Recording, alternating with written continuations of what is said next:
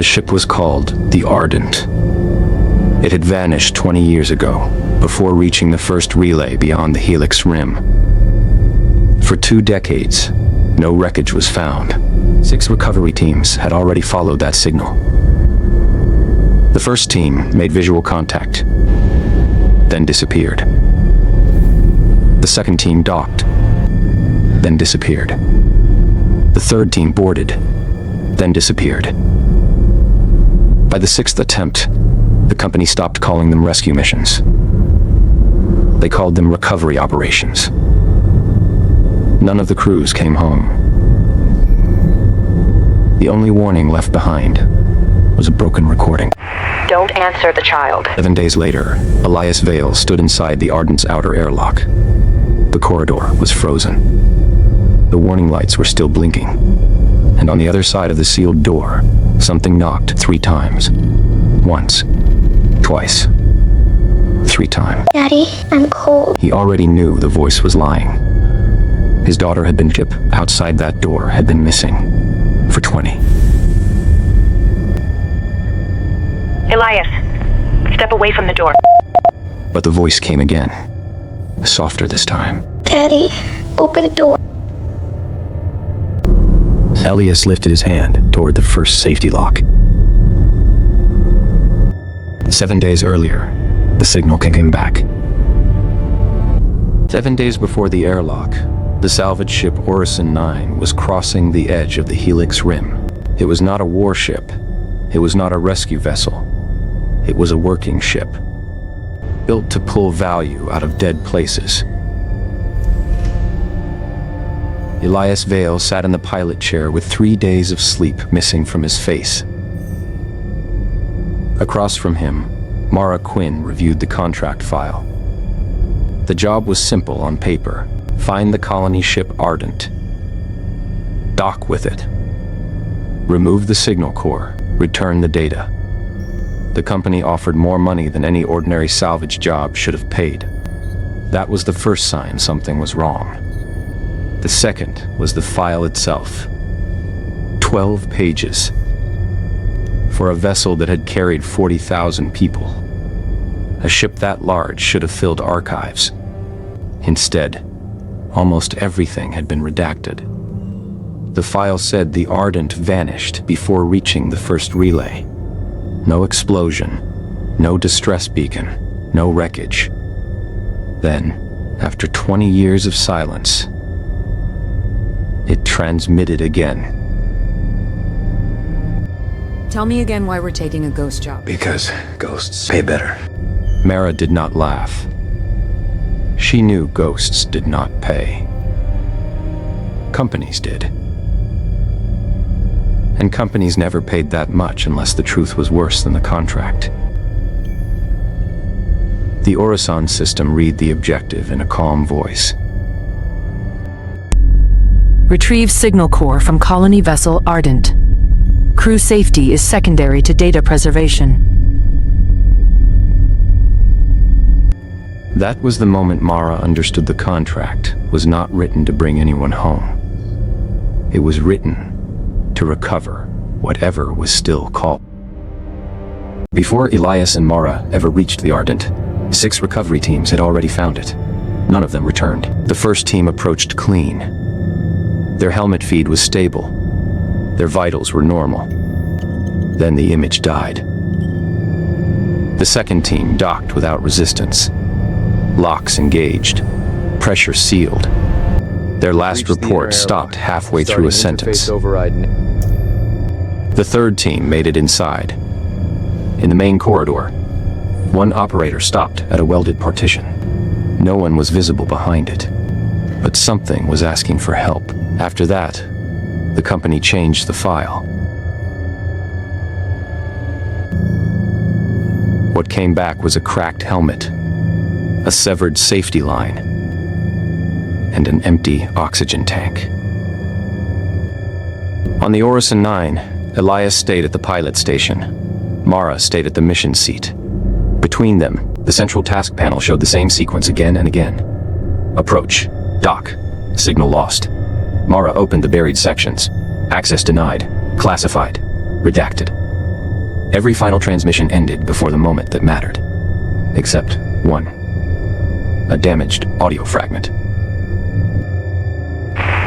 Don't answer the child. Under the static, there was breathing, close to the microphone. Small, uneven, like a child trying not to cry. Orison 9 reached the Ardent 7 days before the airlock. Up close, the colony ship looked less like a vessel and more like a city, frozen in orbit. Its hull was covered in ice. Its antennas were twisted. Its windows were dark. Mara ran the first scan. No heat.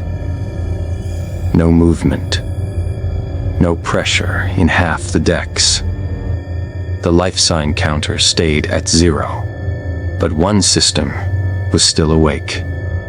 The communications array. A distress loop pulsed from inside the dead ship, cleaner than it should have been, older than any signal should survive. Then, the recording came through. This is colony vessel Ardent. We require immediate assistance. Please respond. They had expected the distress loop. Mara marked it as an automatic broadcast. Elias kept his hand near the audio control, ready to mute it if the signal spiked. For a few seconds, it was only a dead ship repeating a dead message. Then the static changed. Not louder, not clearer, closer. A small breath came through the speaker, like a child trying not to cry in the... Daddy, you missed the storm. That was when Elias froze. His hand stopped above the console, caught between the mute control and the speaker level, as if his body understood the voice before his mind could reject it. Mara cut the channel. For a moment, neither of them moved. Why would there be a little girl on that signal? Elias did not answer. He only stared at the blank speaker icon, as if the voice had reached through the console and touched something he had buried years ago. Then he opened a private file. A single photograph appeared on the cockpit screen, Nora in a hospital bed. For a moment, Elias only stared at it. Then he closed the file. No one spoke. The image was not part of his personnel record. It was private, and somehow, the dead ship had reached it. Outside the window, the Ardent waited. The docking arm extended, metal locked to metal. Docking complete. Proceed to signal core. Mara switched them to hardline comms. No open audio, no outside channel, no listening unless they chose to listen. Elias nodded, but he was still staring at the frozen ship. Because now the mission was no longer about a signal core. It was about a voice that should not have known his... Orison 9 drifted toward the Ardent in silence. Against the colony ship, the salvage vessel looked impossibly small. The Ardent filled the forward glass like a frozen city in orbit. Its hull ran beyond the cockpit frame. Dark habitation bands, buried antennas, ice-covered docking rings large enough to swallow Orison 9 whole. No lights answered, no beacons blinked, no station control came online. The docking arm extended. Segment by segment, it crossed the gap between the living ship and the dead one. Inside the cockpit, no one spoke. Mara stayed fixed in the right side analysis seat, eyes on the central task panel. Elias sat still in the pilot seat, one hand near the manual override, eyes forward. The Ardent's docking collar emerged from the dark, a massive frozen industrial mouth. Orison 9 corrected its angle with tiny thruster bursts. Then metal touched metal. The first contact was soft. Then the full seal locked. A deep mechanical vibration rolled through Orison 9's frame and into the floor beneath their feet. The cockpit shuddered once. Frost cracked from the Ardent's docking ring and drifted into space. Still, nothing inside the colony ship lit up. No corridor lights, no human response. Then the Ardent answered. Not with a voice, with motion. On the central task panel, one sealed bulkhead changed to standby, then another, then another. Deep inside the dead ship, frozen pumps began to turn. Pressure rose in decks that had been vacuumed minutes earlier. Life signs remained at zero. Thermal activity remained almost nothing.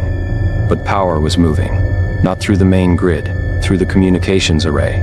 From there, it spread into sealed decks, touching pumps, bulkheads, pressure gates, and emergency systems that should have died 20 years ago. The ship was not waking up. It was arranging itself. Atmosphere exchange detected. The docking tunnel flexed. A slow pressure shift moved through the floor.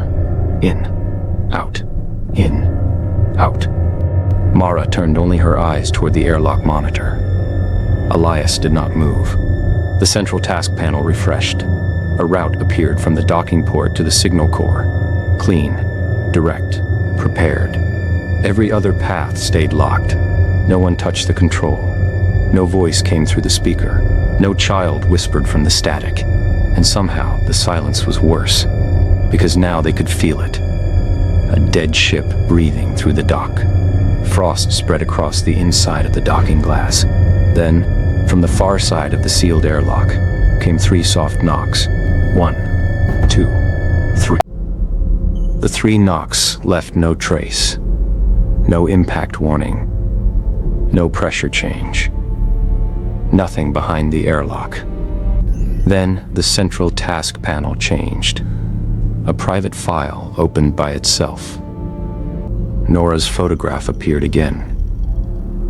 The hospital bed, the white blanket, the transparent plastic star in her hand. This time, the ship marked the star. A cold blue outline closed around it. There was no record for that object. Elias had bought it from a vending machine outside the hospital cafeteria. Nora kept it beside her pillow, where the window light could catch inside it. On clear nights, she held it up and pretended the room was full of stars. No one else knew. Then the speaker came alive. You said I could keep it. Elias did not move. Mara kept her eyes on the panel. The route to the signal core refreshed. Every other path stayed locked. Mara understood the split before either of them said it. She would stay with the ship. He would go inside. I've got you from here. Then the assignment field blinked. Entry operator, Elias Vale. The name was already there. The Ardent had not ordered him in. It had simply chosen first. The airlock opened without a command. No crew answered from inside the Ardent. No motion appeared on the feed.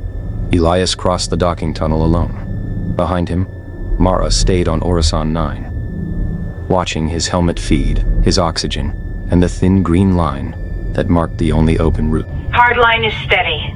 Elias did not answer. He stepped into the colony ship. The corridor beyond was frozen, but not dead. Pressure had returned. Emergency power was active. One door after another stood open only along his path. Every other passage stayed sealed. The ship was not giving him access. It was giving him directions. His helmet light passed over old frost, welded doors, and warning lines half buried under ice. No bodies, no blood, no sign of the 6 recovery teams. Only abandoned equipment placed neatly against the walls, as if someone had finished using it. Then Elias stopped. Beside a sealed door, someone had scratched a warning into the frost. It was unfinished. The last stroke ended as if the writer had been pulled away before they could finish it. The warning in the frost stayed behind him. Elias kept moving. The corridor narrowed around his helmet light. Then the speakers clicked on. Not all at once, one after another. A small voice moved through the wall. Daddy. Elias stopped. His hand lifted toward the helmet channel. On Orison 9, Mara saw his heart rate jump. The corridor lights changed. Not brighter, focused. Every sealed door along the route showed the same faint signal pulse. Mara opened the 6 recovery logs. Different teams, different years, but the final seconds matched. A voice called to them. Someone answered. Then the audio changed. Their reports stopped, but pieces of their voices were still inside the signal, buried under the static, repeating again and again. Elias did not speak, but he did not move either. Ahead of him, the last sealed door changed status. The signal core was waiting for him. Not hidden, not damaged, prepared. Elias stepped into the chamber alone. Thousands of old transmission fragments moved across the walls. Names, final reports, half-finished prayers. On Horizon 9, Mara pulled the signal apart layer by layer. The oldest parts were from the Ardent. The newer ones were not. They came from recovery teams, from emergency calls, from people who had answered when the ship called back. The distress signal was not asking for rescue. It was waiting for a response. A living voice. A personal connection. A way in. Mara's voice came through the hard line. He stood in front of the core, silent. The walls answered with her voice anyway. Not louder, closer. Mara saw the final line appear on the task panel. She understood then. The Ardent did not need him to believe. It only needed him to answer. Elias stood before the signal core. The response channel was open. All it needed was one word. His hand rose toward the transmitter. His thumb stopped above the switch. For 1 second, Mara thought he was going to answer. For 1 second, he almost did. Elias closed his eyes. In the dark behind them, he saw the plastic star.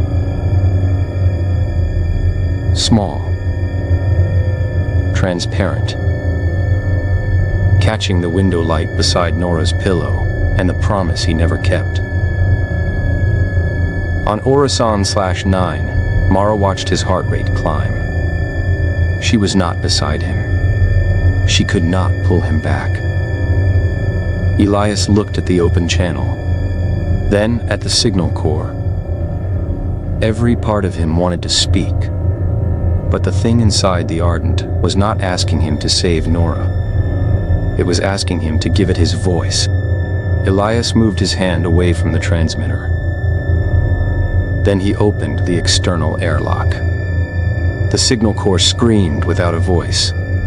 Pressure tore through the chamber. Old microphones snapped from the walls. The voices broke apart into static. Elias did not answer. The channel went dead.